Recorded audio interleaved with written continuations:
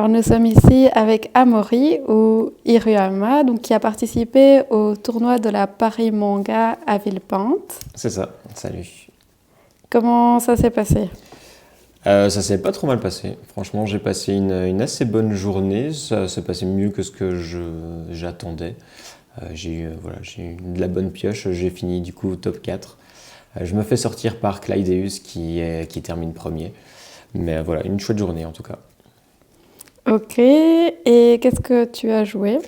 J'ai joué du coup Afanas. Alors oui, ça va être encore une présentation d'une liste Afanas que les gens commencent à connaître, ils doivent en avoir un petit peu marre.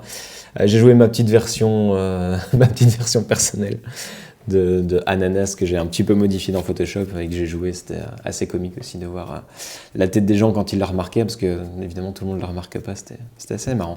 Donc j'ai joué Afanas, il y en a eu beaucoup sur le tournoi, j'en ai croisé moi-même, j'en ai croisé en ronde 3. Plus Streisand, donc des Exalt aussi que j'ai croisé sur le top 16. Donc ça fait qu'au final j'ai croisé 4 Afanas. Et voilà, ça m'a permis d'arriver jusque-là. Et donc aujourd'hui, je vais montrer un petit peu ma decklist qui est assez classique finalement. Pas de grosses surprises dedans et on peut démarrer tout de suite. Je sais pas si tu as des questions encore. Non, pas spécialement. On peut Ok. regarder direct la decklist. Du coup, je vais commencer avec les petits mages danseurs de Kadigir. Je vous passe d'abord toutes les rares et puis on passera sur les communes.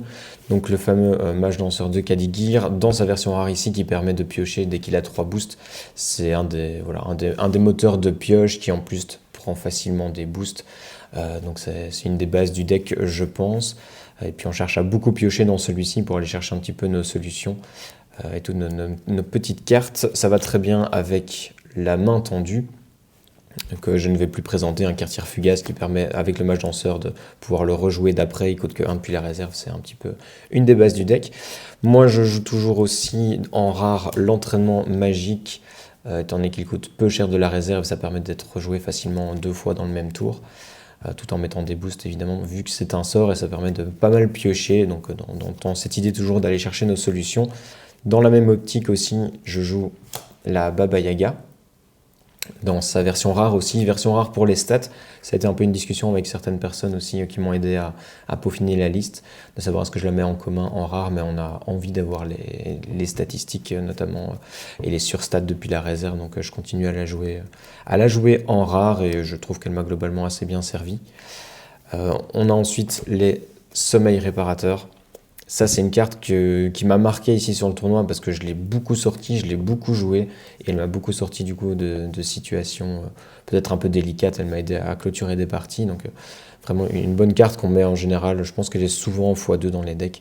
C'est un petit peu 3, ce serait peut-être un peu trop et 1, c'est trop. Enfin, c'est pas assez.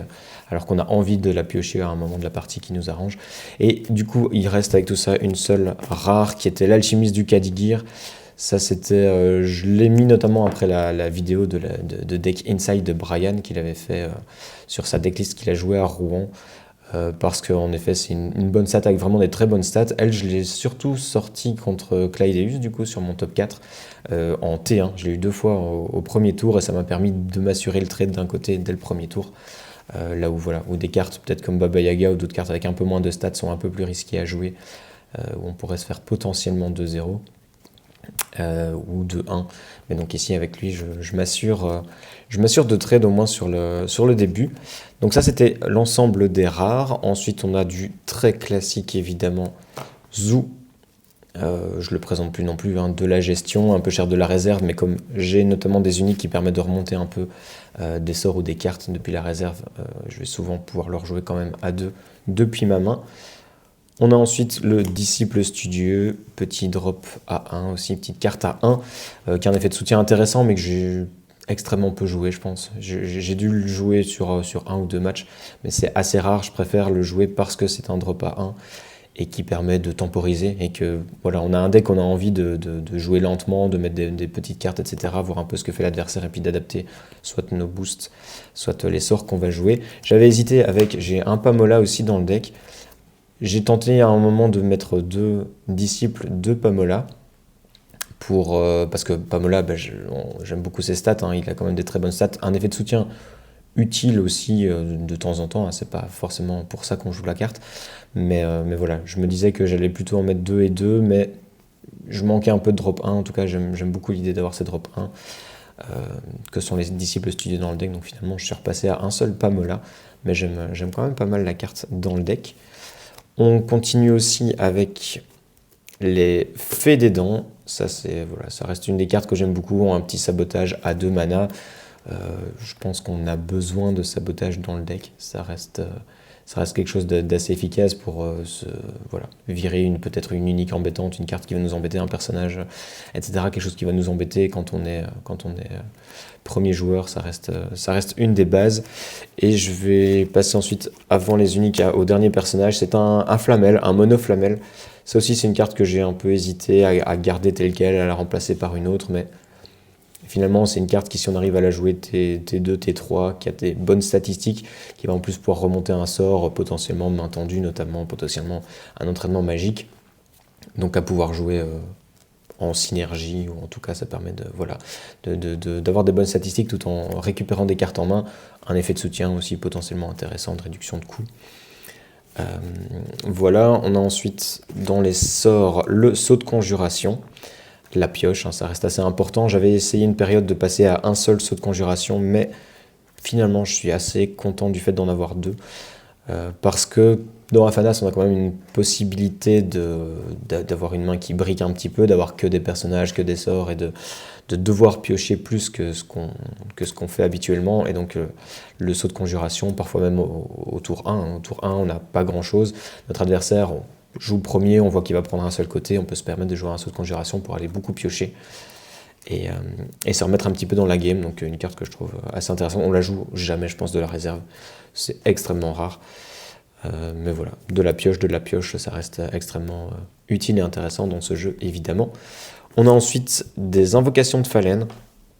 Là aussi, j'ai un peu vogué d'une version à 2 à 3 mana. Je l'ai laissé à 2 parce que c'est une carte qui est assez bonne dans le début de partie, parce qu'on a des bonnes statistiques, hein. Avec le boost du sort, on se retrouve avec une Fallen 3-3-3 si on n'a pas d'autres personnages, sinon on peut répartir le boost potentiellement. Mais plus tard dans la partie, dès qu'on est en milieu, fin de game, c'est plus compliqué à jouer. En tout cas, moi, souvent, ça me reste dans la main et je trouve pas l'occasion de les jouer, c'est moins impactant. Donc c'est pour ça que je n'en mets que 2, et puis depuis la réserve, évidemment, ça fait des surstats assez intéressantes. Je joue toujours aussi le portail de bannissement, ça je pense que on reste à deux portails depuis longtemps, hein. Depuis le 7-1 déjà, on en jouait 2, je pense, globalement dans Raphanas. Ça gère les gros permanents embêtants, ça gère les uniques très embêtantes aussi, etc. Ça permet de dire au revoir à une carte de façon définitive. Je pense que c'est important de conserver ça dans le deck, et je trouve que 2 exemplaires, ça reste une bonne quantité. J'ai ensuite aussi le givre que j'ai introduit donc avec le 7-2, ça c'est aussi après discussion et après avoir vu certaines listes d'autres personnes tourner que j'ai décidé de les introduire. De base je ne les avais pas, mais très utile. Enfin, c'est surtout que on l'a joué contre moi et je la trouvais très embêtante, donc je me suis dit c'est quand même une carte intéressante, je vais la mettre. Ça fait une petite carte à 1, donc comme j'ai dit, on aime bien jouer assez lentement et faire des sorts, des cartes à 1 avant de prendre d'autres décisions. Ça permet de gérer la réserve adverse en combinaison avec la Fée des Dents, ça permet d'avoir de quoi gérer tout ça. Ça ne coûte que 2 depuis la réserve aussi, donc ça peut se rejouer depuis la réserve, ce que j'ai fait plus d'une fois aussi. Et ça permet de jouer très dans le contrôle tout en mettant des boosts. Un sort assez intéressant. J'ai pas trouvé de slot pour la passer en 3 exemplaires. Et un seul exemplaire, je trouvais que c'était pas assez. J'aime bien l'impact qu'elle a, donc j'ai envie de la piocher quand même de temps en temps. Donc voilà. On a ensuite, il me reste 2 cartes communes avant de passer aux uniques. J'ai introduit un Blizzard. C'est une des seules cartes que je n'ai jamais jouée sur le tournoi. Je n'ai jamais réussi à trouver la tempo, à trouver le moment où la jouer. Ça coûte 5 mana, ça reste assez cher, même si elle est dans le deck pour gérer notamment les Teija et se dire, voilà, s'il y a du perma ancrage, ce genre de choses, on va pouvoir virer tout un côté. Je m'étais dit potentiellement contre du Sigismar aussi, ou même ça fait une gestion de personnage un peu cher par contre par rapport à ce qui existe, mais si besoin, au cas où, ça me fait une gestion supplémentaire. Mais voilà, j'ai jamais réussi à trouver le moment où la jouer, donc je suis pas sûr que ça va rester. Et ouais, c'est peut-être une carte que je changerais, je sais pas, est-ce que je remettrais un personnage à la place, parce que j'ai quand même eu une game où j'ai manqué de personnage et ça m'a un peu embêté. Je me dis peut-être que je vais remettre un personnage. Enfin bon, on verra ça. Et la dernière commune, ça va être le petit pas bond géant. Là aussi, j'en avais deux. On jouait souvent deux petits pas bond géants. Je l'ai gardé deux jusque la veille du tournoi où j'ai discuté un peu avec Brian qui m'a dit que lui, il avait passé en un seul exemplaire. Et je trouvais ça assez juste du fait que c'est pas forcément nécessaire d'en avoir plus. Que souvent, quand on le pioche, mais qu'on est déjà bien. Enfin, souvent, quand on le pioche et qu'on est en position de l'utiliser, c'est qu'on n'est pas trop mal dans la game, qu'on est à égalité ou qu'on a pris de l'avance. Et souvent, on n'en a pas spécialement besoin pour gagner. On a d'autres solutions. Et en même temps, si on le pioche au bon moment, ça peut faire game, ça peut être intéressant. Donc voilà, j'ai décidé d'essayer. Je ne savais pas trop à quoi m'attendre, mais j'ai essayé de passer de 2 à 1 et clairement, ça ne m'a pas posé de problème. J'ai gagné plusieurs fois au petit pas durant toute la journée, durant tous les matchs que j'ai faits, parce que je le piochais au bon moment, mais voilà, je me suis pas dit oh j'aurais dû en avoir deux, ça serait mieux passé. Non, franchement, j'étais bien avec un seul. C'est pas une carte qui m'a spécialement manqué, donc voilà, ça c'était toutes les cartes. Je vais faire de la place pour passer aux uniques. Les cartes rares communes, donc de la liste, je pense assez classique. Il n'y a pas de grosses surprises dedans, mais ça tourne extrêmement bien pour l'instant. On peut passer aux uniques aussi. Alors je vais commencer par un classique, le Vendangeur du Fuseau ici, ça c'est le mien, parce que les deux autres uniques c'est des que j'ai eu à prêter. Assez classiquement, il s'ancre depuis la réserve, et au crépuscule, s'il a 2 boosts ou plus, il peut remonter une carte, n'importe laquelle, depuis la réserve dans la main. Donc voilà, c'est dommage que ce soit 2 boosts, il y a pas mal de très bons Vendangeurs qui demandent un seul boost, lui en demande 2, donc souvent il va être mis en combinaison avec une main tendue, ou plus tard dans la partie quand on a plusieurs sorts à jouer. En effet de soutien, il peut faire perdre Fugace au prochain sort qu'on va jouer. Alors pas hier, mais ça m'est déjà arrivé de pouvoir utiliser ça sur un petit pas bond géant, et du coup le jouer, l'avoir en réserve et le rejouer le tour d'après et gagner la partie là-dessus. Mais sinon voilà, on l'utilise pour remonter les sorts évidemment en main. Le deuxième que j'ai, c'est un que j'ai eu à prêter, toujours un Vendangeur du Fuseau. Cette fois-ci, il coûte 2 depuis la main, mais il est 1 partout, donc il a des stats équilibrés, c'est chouette. Il s'ancre aussi depuis la réserve, ce qui est cool, il coûte seulement 1 depuis la réserve. Il a 2 effets, le premier est au crépuscule. Lui, s'il a un seul boost ou plus, il peut remonter un sort, cette fois-ci depuis la réserve dans la main. Et ensuite, quand il quitte la zone d'expédition pour aller en réserve, s'il a 2 boosts ou plus, on va piocher une carte. Donc ça permet de piocher, remonter des cartes. Et il a des stats équilibrées, donc vraiment un très bon Vendangeur que j'ai aussi pu pas mal utiliser. Mais donc merci à Nico pour le prêt de cette carte-là qui m'a quand même pas mal été utile.